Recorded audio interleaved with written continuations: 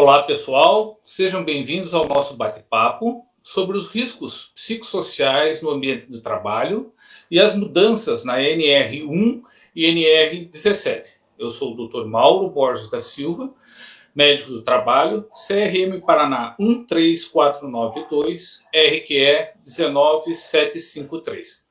Conosco está também Marcos Brandalize, engenheiro de segurança do trabalho, especialista em ergonomia e higiene ocupacional. Também teremos a companhia do Dr. Chan, médico do trabalho, CRM São Paulo 86953, RQE 45443. Hoje vamos esclarecer dúvidas e trazer orientações práticas sobre esse tema, que será obrigatório a partir de maio de 2025. Dr. Mauro, Dr. Chan, então o que nós temos nesse atual cenário e uma grande mudança em relação à norma e a implicação disso é que se torna de maneira explícita que os riscos psicossociais, além de ser avaliados, também sejam demonstrados nos programas ocupacionais de cada uma das empresas, de cada um dos empregadores. Então temos nesse cenário riscos como estresse, assédio, demandas exaustivas, entre outros, que trataremos a seguir.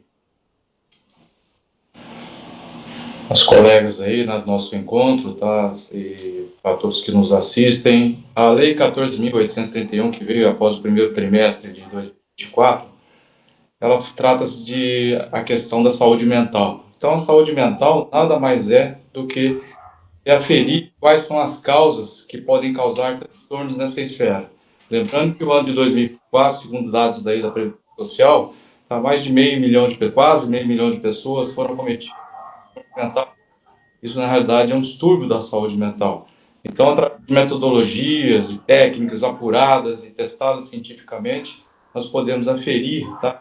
Que nível de organização se encontra e tentar meios e projetos ou programas para tentar melhorar a situação do clima organizacional na empresa.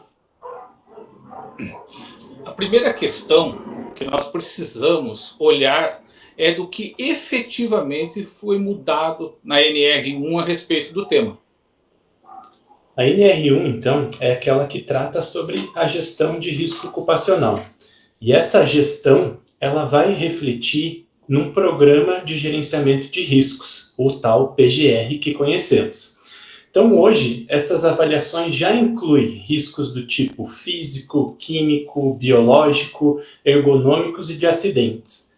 E dentro da classe de ergonômicos, será também apresentado aqueles com o teor psicossocial.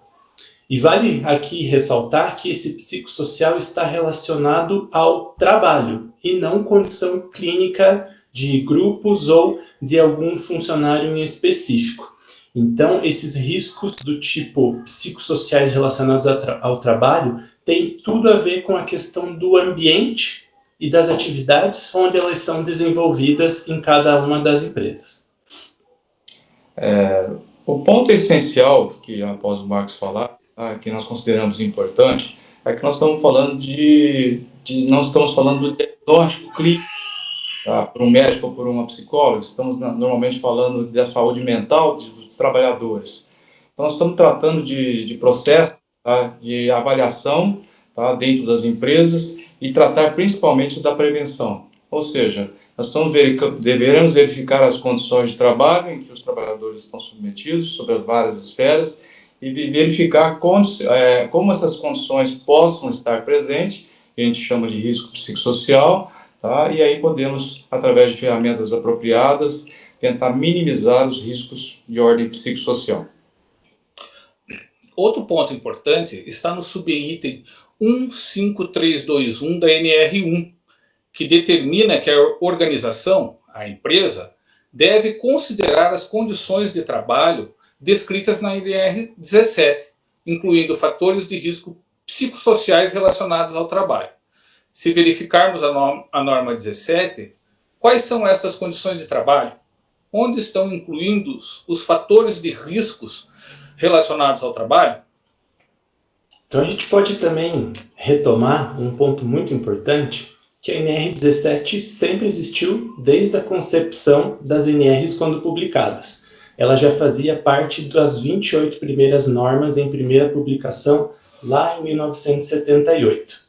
E com a evolução, né, dos temas e constantes reformulações de cada uma das redações, essa questão psicossocial foi ganhando força.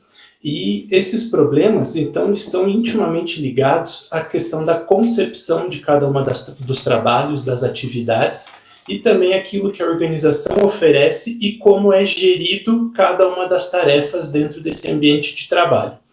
Se formos pensar aí em lesões, o que pode afetar esse trabalhador em decorrente dessas situações do ambiente de trabalho, elas podem trazer impactos tanto para a parte musculoesquelética, né, também como a parte psíquica, né, como, por exemplo, ansiedade, depressões, transtornos como burnout, entre outros. Então, o terceiro ponto que a gente pode destacar sobre esse novo texto da NR1, do Ministério do Trabalho e Emprego, tá? Nós estamos falando, como o Marcos já disse, sobre a gradação, tá, desses riscos. E na avaliação a gente pode considerar ou avaliar as probabilidades, tá, desse risco que a gente chama de psicossocial. E a empresa deve considerar as exigências da atividade de trabalho, ou seja, tudo aquilo que refere às condições em que o trabalhador está executando as atividades de maneira real, do modelo de processo de trabalho real que ele desenvolve. As características próprias dessas atividades, ou seja, podemos falar de carga mental, podemos falar de complexo das tarefas, as condições, né, nas quais eles realizam essas atividades, as exigências, tá, de produtividade, as condições como isolamento e as próprias condições de assédio nas suas mais variadas formas. E, na realidade, tá, a empresa deve gerenciar esses programas através de medidas de prevenção e testar suas eficácias ao longo do curso das análises. Assim, em resumo, não basta apenas falarmos de risco físico, químico e biológico no PGR. Os fatores emocionais e organizacionais passaram a ser obrigatórios na gestão de riscos ocupacionais.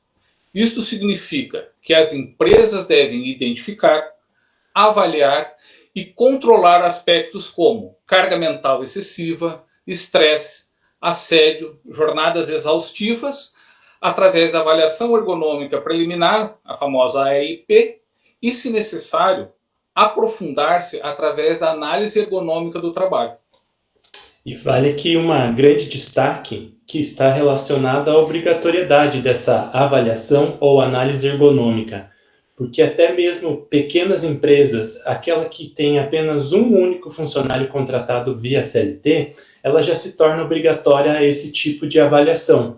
Então ela tem um cunho geral, cabe a todas as empresas e precisam ser realizadas para que toda essa parte ergonômica, desde musculoesquelética até a parte psicossocial, sejam devidamente avaliadas. Quando falamos de riscos psicossociais, estamos falando de fatores organizacionais, emocionais e sociais que afetam a saúde mental dos trabalhadores. Temos exemplos da própria OIT e também da Agência Europeia que regulamenta os assuntos relacionados à segurança e saúde do trabalho, que listam alguns exemplos de agentes de riscos psicossociais. A gente pode tratar eles como, por exemplo, carga excessiva de trabalho, a falta de clareza em definição de tarefas ou o que aquele cargo tem como responsabilidade, um tipo de pressão quanto à produção ou até metas inatingíveis, questões de assédio, sejam eles moral ou sexual, jornadas excessivas, altas cargas de horas extras e outro tipo de exigência em que o tempo seja estendido, falta de apoio da gestão, não há quem recorrer em casos de problemas ou dúvidas, uma baixa autonomia, então aquela pessoa não tem voz ativa em dizer se a atividade dela pode ser executada de uma outra maneira ou até mesmo melhorada pela prática daquele próprio trabalhador. E também há uma falta de organização dentro da própria dentro da própria empresa, pode também levar a desencadear algum tipo de agente psicossocial nesse ambiente. E os impactos são alarmantes. Segundo dados previdenciários esse ano de 2024, tá, os números estão disparando. E as pesquisas mostram, tá, que determinados segmentos empresariais podem até ter 67%, tá, de afastamentos ou de impacto sobre a questão das doenças mentais, sendo que a média na maioria das empresas chega a 38%. E não estamos falando apenas de afastamentos. As empresas que ignoram e enfrentarem esses riscos têm uma queda de produtividade, com um aumento do absenteísmo e do presenteísmo. Sendo o presenteísmo aquela condição em que o colaborador está presente, mas ele está com uma baixa produtividade, além de um maior risco de processos trabalhistas.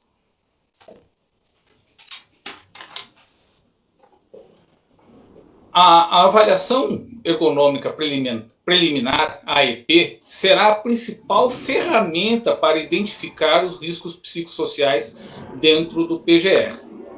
Nesta avaliação, serão levantadas as informações do estabelecimento, do processo produtivo, dos trabalhadores. Também são reunidas informações de acompanhamento da saúde, indicadores do PCMSO, taxas de absenteísmo ou presenteísmo, análise de acidentes, avaliações e análises anteriores existentes, e após a análise desses dados, juntamente com a alta administração da organização, vai se verificar as oportunidades e estabelecer as prioridades iniciais para dar início à implantação de medidas de prevenção. Quanto a esse processo de avaliação, não temos uma grande diferenciação do que já é feito nas análises ergonômicas e também no PGR. Elas seguem o padrão que a gente chama de PDCA, né? O planejar, executar, o checar, verificar se está acontecendo, se as medidas estão surtindo efeitos, e também passar por um período de revisar o que precisa ser melhorado para um novo planejamento. Então, em resumo, a gente pode falar que se inicia com a coleta de dados, é caracterizado esse ambiente, como é aquele espaço físico, se ele tem um bom parâmetro de iluminação, ventilação e outras questões de conforto. Os trabalhadores são sim escutados nesse processo, assim como previsto já para o PGR, então é de suma importância conhecer aquele que executa ou aquele que está sobre uma determinada condição e ambiente de trabalho. São escolhidas então ferramentas, então aqui a gente tem uma grande diferenciação, que quando a gente fala de riscos musculoesqueléticos ou aquele famoso do puxar, empurrar, levantar carga, ficar estático em uma determinada posição, temos metodologias já estabelecidas para essa. Mas para os riscos psico, eles terão suas próprias metodologias, né, sendo algumas já validadas aqui em termos nacionais e outras também reconhecidas mundo afora. Após essa avaliação e aplicação dessas metodologias, serão classificados esses riscos em termos de severidade, então qual é o potencial dano que pode causar aquele determinado grupo, e a probabilidade, então qual é a chance de ocorrência. Quanto mais reportado um determinado problema, maior a probabilidade dele vir ocorrer e resultar num dano à saúde daqueles trabalhadores.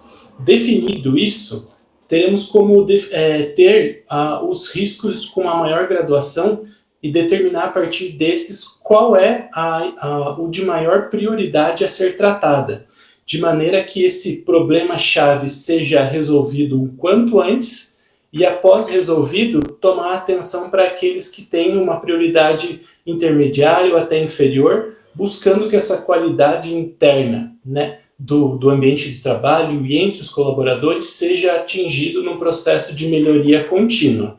E sempre essa situação precisa ser revisada, reavaliada. É uma constância, assim como a gente já tem com os programas ocupacionais tradicionais, verificando riscos físicos, químicos, acidentes, entre outros. Isso precisa ser revisto continuamente. E um detalhe, a empresa não precisa, para esse fim, contratar um psicólogo. para fazer essas avaliações especificamente. O trabalho pode ser conduzido por qualquer profissional que esteja em posse de conhecimento e afins à área de ergonomia e segurança do trabalho. Mas é fundamental que os instrumentos utilizados para essa mensuração tenham uma base científica consagrada, onde existem questionários padronizados, que esses podem nos ajudar, tá, a medir as condições de alterações dos estresses ocupacionais e a parte de carga mental e a própria satisfação de cada trabalhador no seu posto de trabalho. Vamos falar de alguns casos reais? Vamos sim. Vamos pensar então numa situação em que um determinado grupo trabalha com atendimento direto ao público. A gente poderia falar como uma questão de pressão por metas, então aquela equipe precisa abordar X número de pessoas para converter em vendas, por exemplo.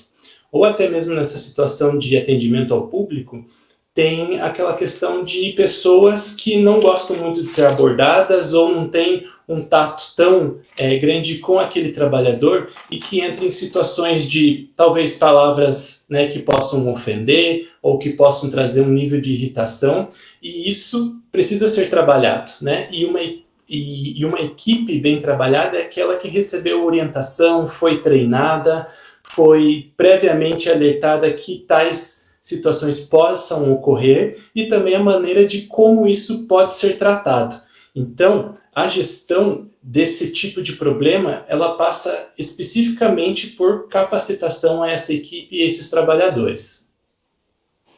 Um outro caso, a gente pode citar como exemplo, tá, o trabalho remoto, que veio com o advento da pandemia, tá, da Covid-19, onde nós temos problemas. Quais são os problemas? Tá? É o isolamento do trabalhador, ou seja, a falta de contato com outras pessoas no seu ambiente de trabalho.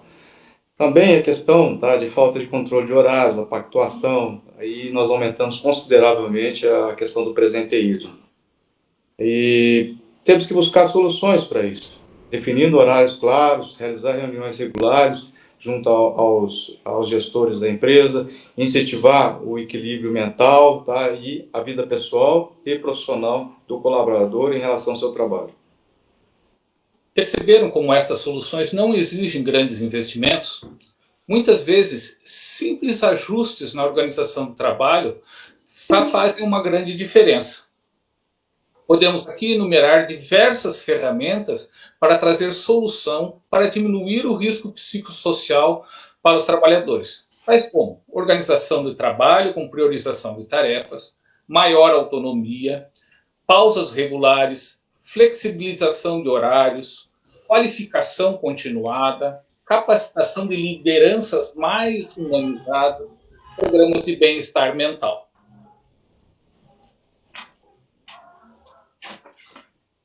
Importante salientar que a fiscalização vai se iniciar a partir de 26 de maio de 2025. Exatamente, doutor. Então, essa é a data em que passa a vigorar a nova redação ou as alterações efetuadas nessa redação da NR número 1. Vale também lembrar que, como é uma nova parte da legislação, então há a questão da dupla visita em casos de fiscalização. Então, numa primeira abordagem feita por auditores ou qualquer outra autoridade que venha a questionar a empresa, em primeiro momento vai ser apontado possíveis melhorias e aquilo que precisa alterar, para uma segunda visita ser vistoriado se essas modificações foram feitas ou que essa iniciativa foi tomada. Então, é muito importante ficar atento a isso, que mesmo que haja essa segunda visita, as melhorias e as alterações precisam ser aplicadas. Isso mesmo, Marco. Isso significa que as empresas precisam agir agora. Nós estamos já muito próximos da data de corte da aplicação legal. Então, as empresas precisam se adequar às exigências e certamente evitar as penalidades impostas pelo Ministério do Trabalho e Emprego através dos agentes de inspeção do trabalho. Bom, esse foi o nosso bate-papo sobre riscos ocupacionais e as mudanças na NR1 e NR17. Então você, empresário, empreendedor, gestor, profissional de SST ou responsável por a sua equipe, não espere passar da data de maio. Não espere que até esse momento chegue para correr o risco de uma fiscalização e passar a atuar somente a partir desse período. Então é muito importante iniciar desde já essa avaliação e até ganhar um tempo até essa data a chegar, para que adequações já possam iniciar e demonstrar que a sua empresa apresenta a preocupação e atenção com esse tema relacionado à saúde e bem-estar dos funcionários. E se ocorrer dúvidas, não tema, procure o especialista em ergonomia e segurança do trabalho, para que esses profissionais, com boas ferramentas em mãos, possam garantir que a sua empresa esteja em conformidade, evitando punições. Caso tenha ficado alguma dúvida, deixe aqui nos comentários. Muito obrigado e até a próxima.